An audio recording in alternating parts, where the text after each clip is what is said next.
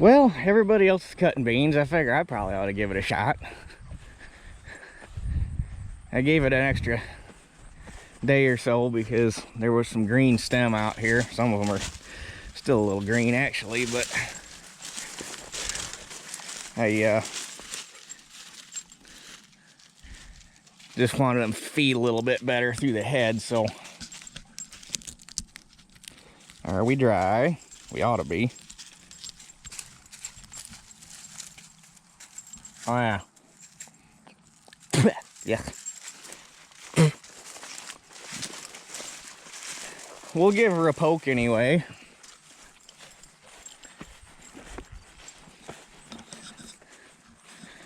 I don't really know what laid them beans down.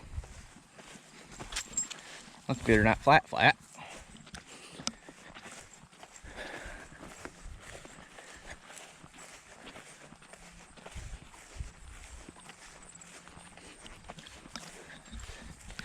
But gotta get the 07300 backed up, put it backed up to the fuel tank, top her off with diesel.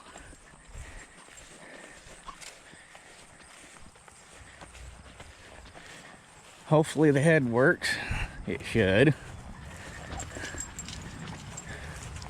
Hopefully everything works. We had a lot tore apart on this thing.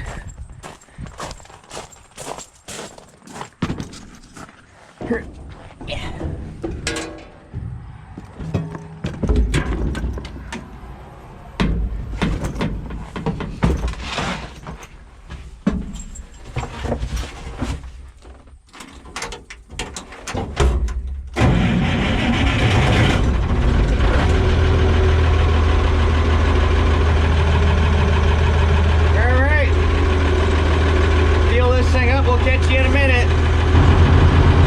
Okay, got her all full of diesel. Put Teeter in the house. She was not happy about that.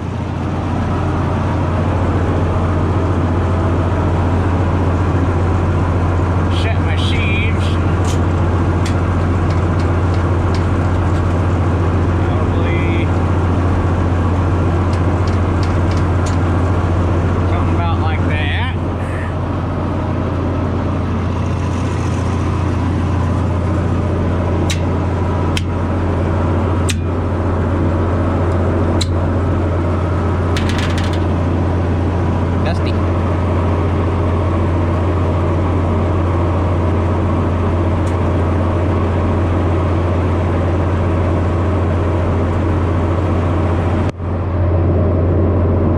Ain't terrible.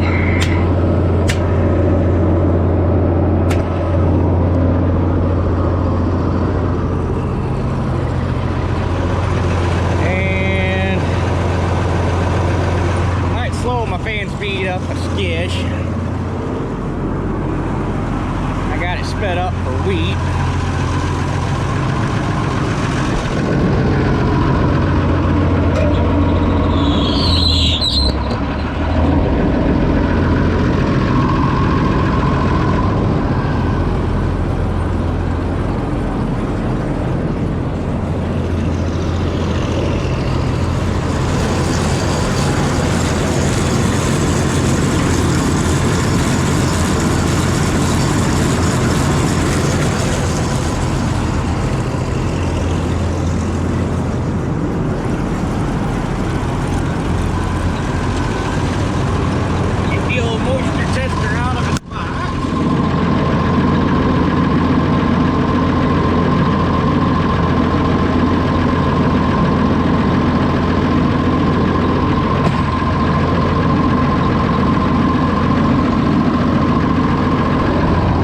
Make sure my elevator doors are shut. Drain tank shut, clean drain shut. Tailings are shut. We're all good there.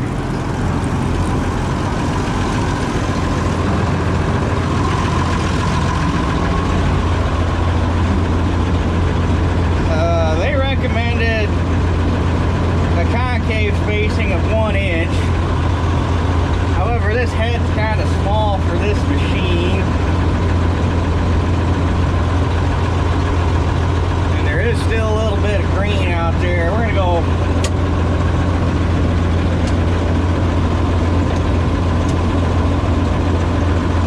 start off at 3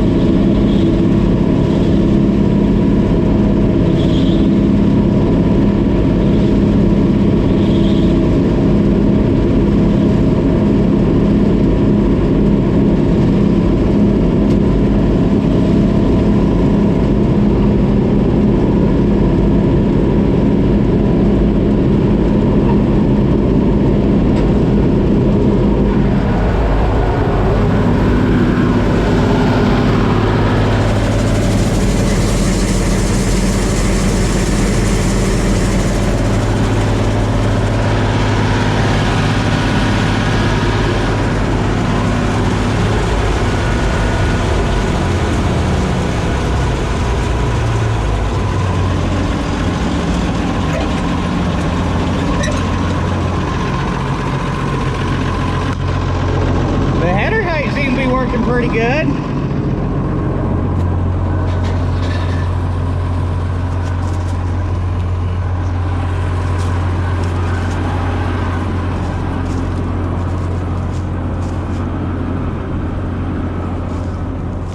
Except, what's with all the balls of shit?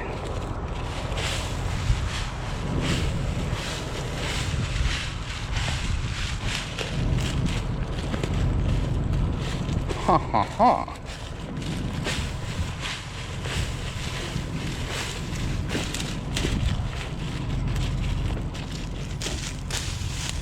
Well, this is interesting.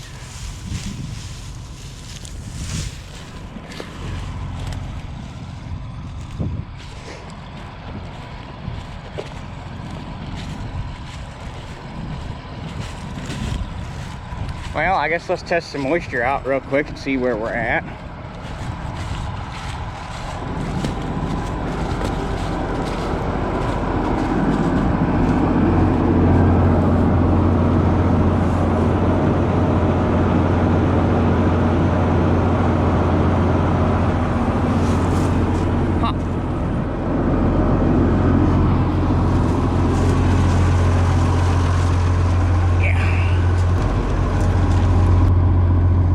Definitely dry enough to run,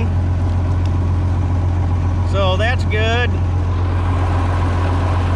Just appears we're gonna have to make a few minor adjustments. Okay, so I figured out the chopper problem.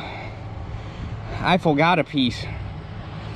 This guy is supposed to sit right here and guide the shit down off the walkers into the chopper housing, and I done did forgot it. So, gotta get that put in real quick. It is amazing how much better the chopper works when all the parts are there. Go figure.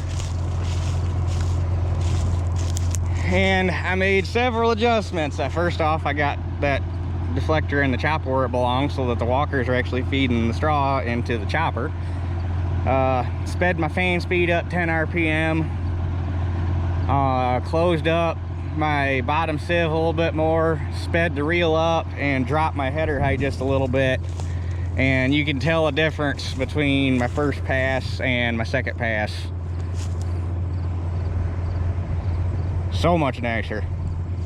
The header height's working freaking slick. The cutter bar is still not doing 100%, but I got a feeling once we get the rust knocked off of it, it's going to be a night and day difference. Like I said already, between that first pass and this pass made a huge freaking difference. Uh-oh, here comes Teeter Pup. Here comes Teeter Pup. What you doing, Pop? Huh? What you doing, Pop?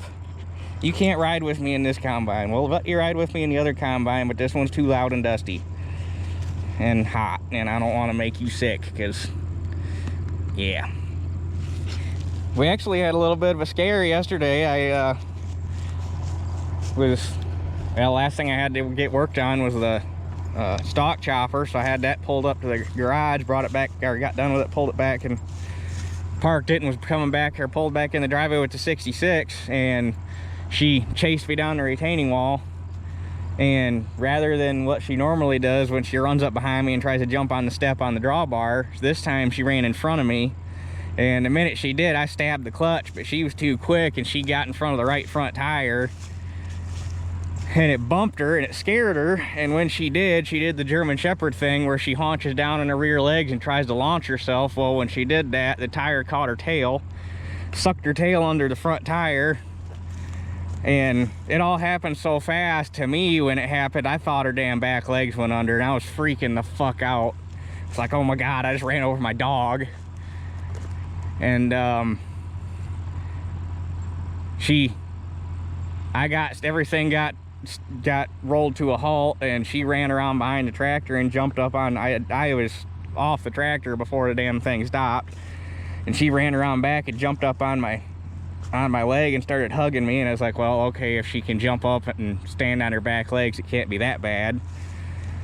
And I felt all over her tail, couldn't feel nothing broken. She had one little, like right here on her knee, on the inside of her knee, she had a little cut and a little puncture wound. But it wasn't, it had bled, but it wasn't like gushing blood. It just made her fur a little bloody. So we waited about 5-10 minutes and made sure everything was okay, and she was acting perfectly fine. She was acting her normal happy self, and luckily the vet that I go to is open till 6:30, so I called down there. I heard I broke over every speed limit in the book getting down there, and he looked all over her and he laughed. He said, "I don't know how, but I can't find it, other than the cut, I can't find a single thing wrong with her."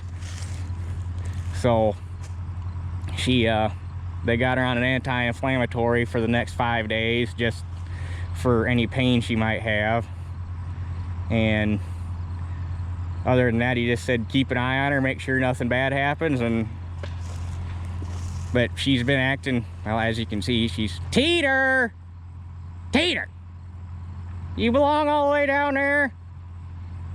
Teeter, hey. This is the first time she's seen this field open, so Teeter, come on. All right, well, I'm gonna go grab her and get her back to the house, and I think we're pretty much set to keep on cutting. I did everything I did. It cleaned my tank sample up immensely. I'm getting a couple splits. Oh, here she comes. I'm getting a couple splits, but I opened my concave up another 1/8 of an inch, so we'll see what that does. So I think we're looking pretty damn good though.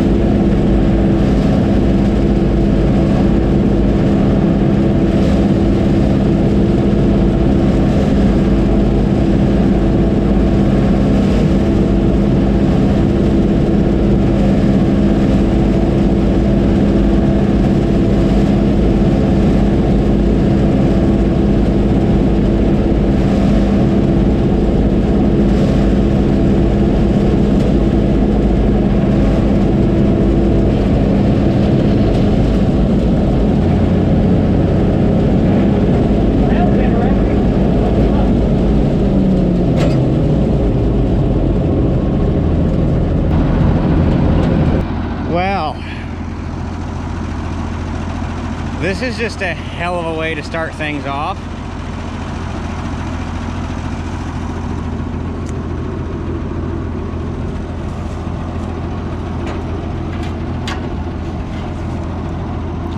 Fuck.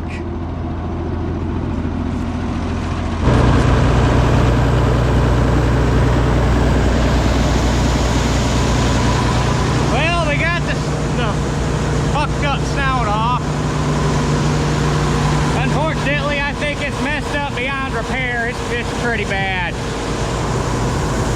So I can keep running. I just have to go one direction and keep the good crop divider in the beans. And I'll have to make some phone calls in the morning, see if I can find a snout and get it shipped here. Hopefully have it by the end of the week. Although shit, I guess tomorrow's Wednesday. Hopefully I can have it by the end of the week.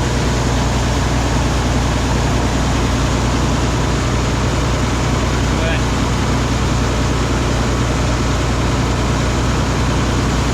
keep cutting for a little bit, I guess. Do what I can. It's gonna look stupid, but if it's stupid but it works.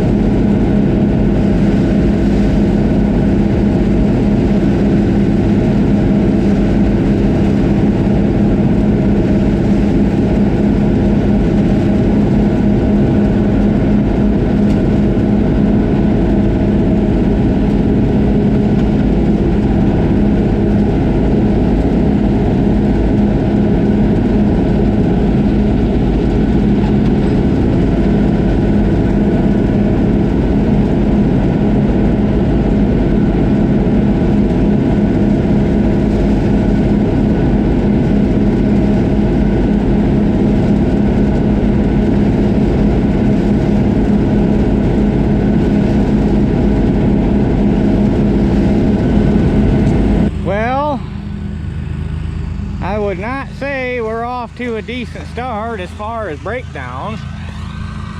Although technically I still cut, but I would say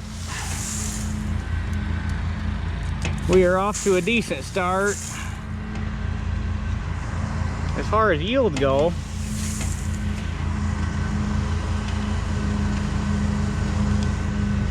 So we'll find out when I get this first truckload hauled in. I can probably actually turn my fan speed up a little bit more too.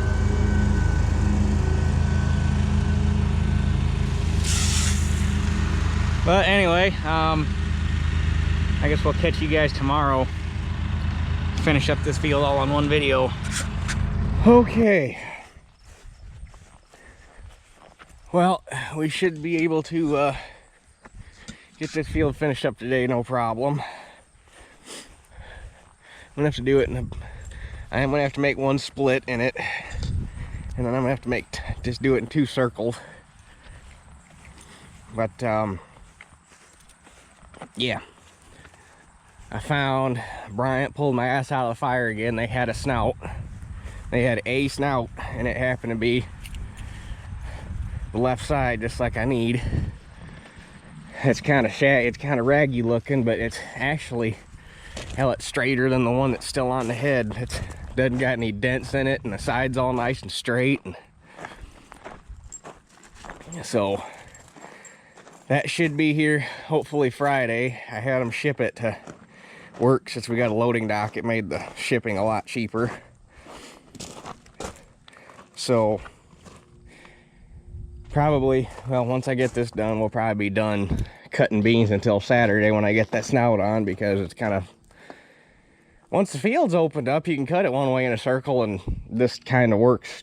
It's a pain, but it works without having that other crop divider. Opening a field up is kind of a bitch. So,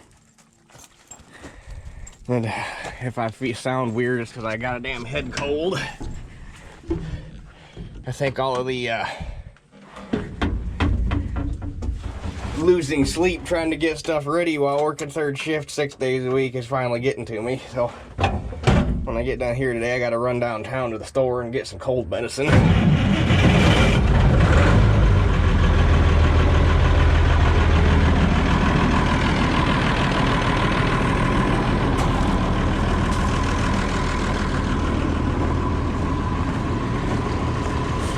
But get the grain truck out of the barn here and have at her. When I get done today, I'll show you that snout. It's basically wrong key. The only way to fix that snout would basically be to cut the entire back off of it, get new steel, and remake it, because there ain't no fixing. I mean, if you really had no time on your, or had a lot of time on your hands and you were bored, you could probably fix it, but I bet you'd have a good solid 2 days into that thing trying to put it back together, and then in the end it still looks like shit.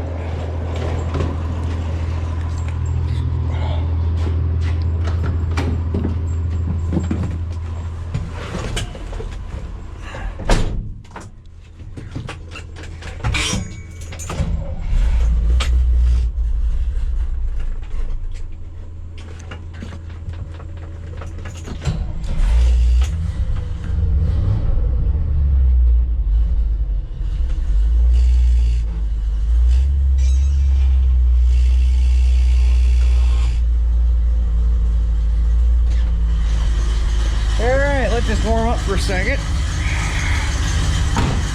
We'll go down and put Teeter Bug on her cable, that way she can at least be outside to see me, but I don't want her following me around the field. So we'll catch you here in a second.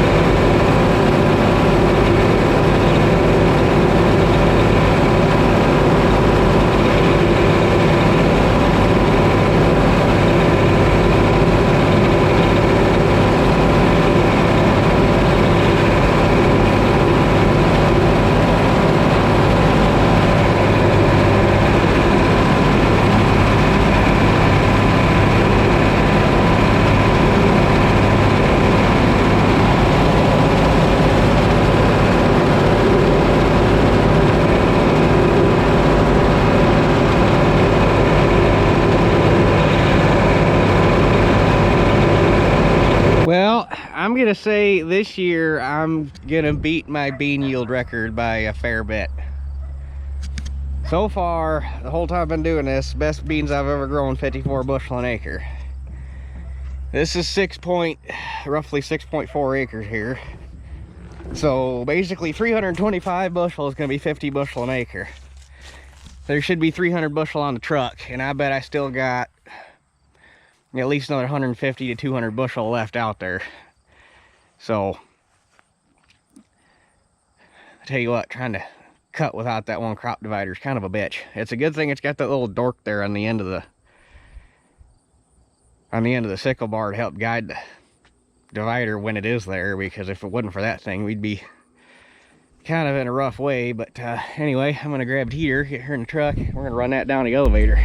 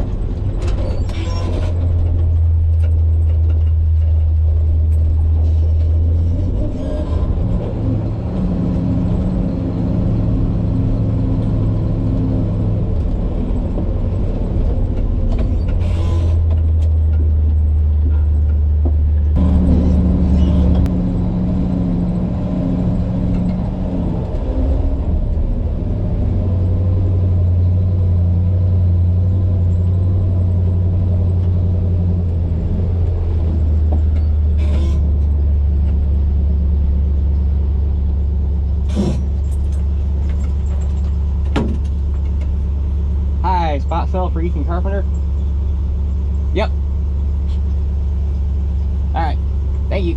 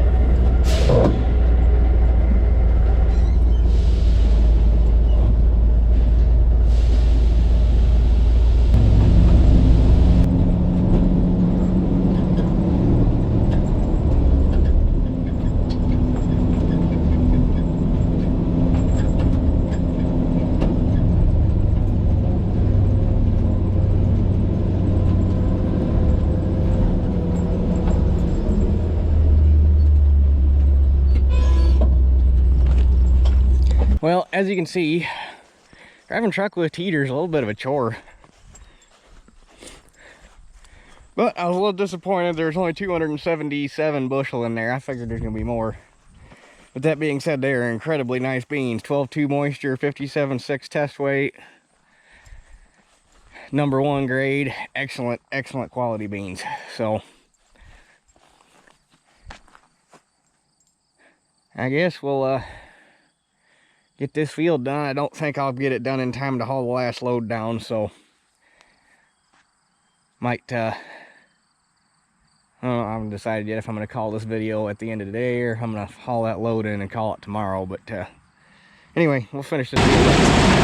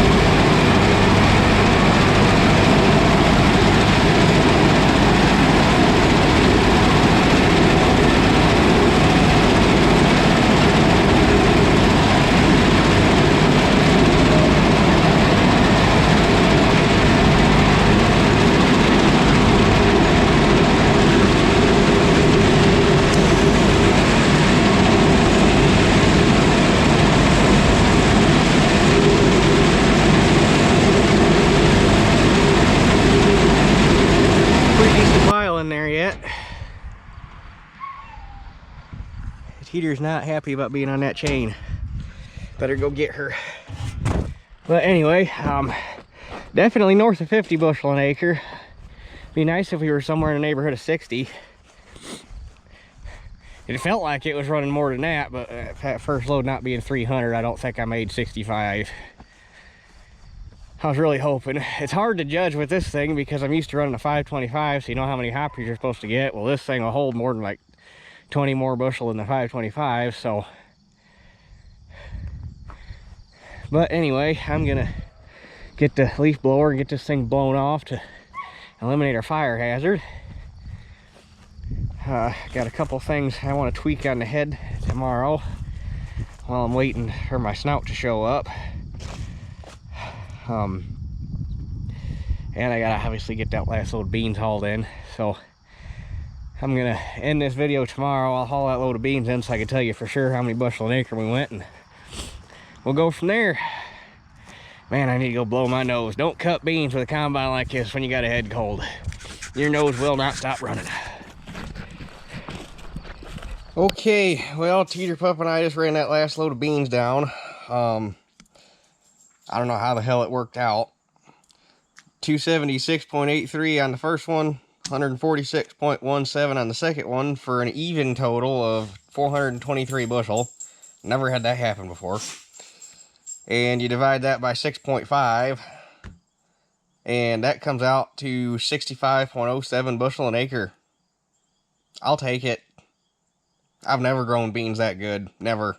I've never broke my previous high was 54 point something. So And I got one field that might beat this. Actually, I got two fields that might beat this one. This one back here behind the house, that back hill. Actually, the back hill and then the front low spot. They're both really heavy gray clay that do not hold water very well at all. It's the weirdest. It's the weirdest clay you will ever see in your life, because most times clay likes to hold water. That stuff does not. It's just so damn. It's so freaking tight. It will not hold water. And actually, it's all the low spot in the front is actually all subsoil, because there was a sand hole there, and when my grandma and grandpa built their house, they dug all the sand out of there and then took all the clay from digging the foundation for the house and put it in the back in the hole where they dug the sand out of. So not only is it nasty ass gray clay, but it's also gray subsoil clay. So is what it is. But anyway, 65 bushel acre beans, I'm ecstatic about that. And like I say, I got a chance to beat that yet. So, but I told you before I finished this video, I'd show you what was left of this snout. She pretty fucked. It came around, bent it here, and then this side's actually broke, because we had to bend it back out somewhat flat to get it off the combine. So this box is broke all the way through. This one's broke halfway through. It popped these welds, ripped this tin off of this upright, tore this tin all the way back. Really, she just ran around the garage, came back in. What are you doing, you goofball?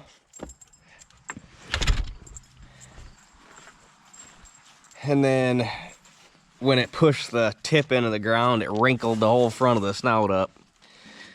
So basically, and then when it did all this, it also took this back here and spread it some. So there's, I mean, I could fix it, but it was a whole lot faster to just get a different one coming. Because you'd have to come back here, cut the box tube, and basically just remake all this, because you're not fixing this. It's done. So I gotta get the pin drove out of it, and hopefully, with any luck at all, the new one will be here tomorrow. But it's not gonna do me a whole lot of good, because we weren't supposed to have any rain this weekend. Well, I checked today, and now we got rain Saturday and Sunday. So I guess tomorrow, I got two little fields I want to get cut to get them out of the way. So I guess I'm gonna have to cut those without a snout, and just hope I don't fight a bunch of reel wrapping. But I got parts in the truck. I got to bring the combine up here, do a little bit of work on the cutter bar, because when it ate that snout, or when it wrapped that snout around, it pulled it back into the sickle, and it busted 2 knives and a guard. And on all the excitement, I forgot to call Shoop and order extra, so I did that last night, and it showed up today.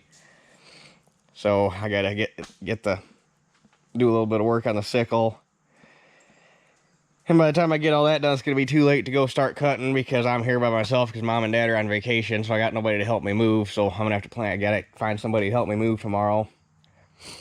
And at least get those 2 little fields I want to get done knocked out, get them out of the way.